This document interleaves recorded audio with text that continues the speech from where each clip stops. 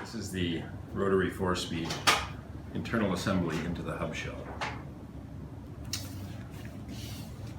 Use some of the Castrol LMX bearing grease to load the left side bearing, and also a little of the grease on the threaded section of the hub shell.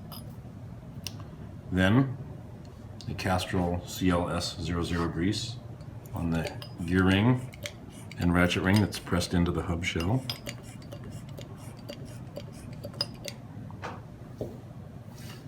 Then take the internal assembly, thread it in to the hub shell clockwise.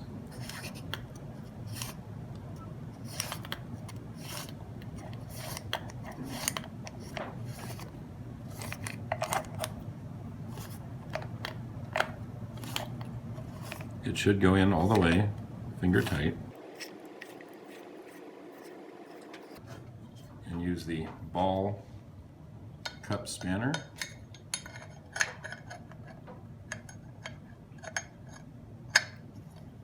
to tighten it very firmly. Of course, this will be built into a wheel when you do that. Then clamp the right side axle on a vise or this jig. Thread on the left cone.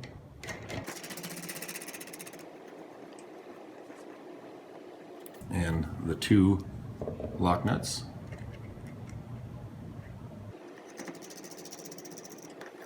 They're both 5mm thick.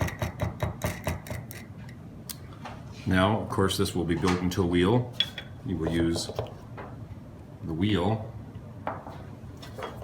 to adjust the bearing for end play and tighten the lock nuts to 8.5 Newton meters. And again, check the bearing adjustment for play and readjust as necessary. And then you're done.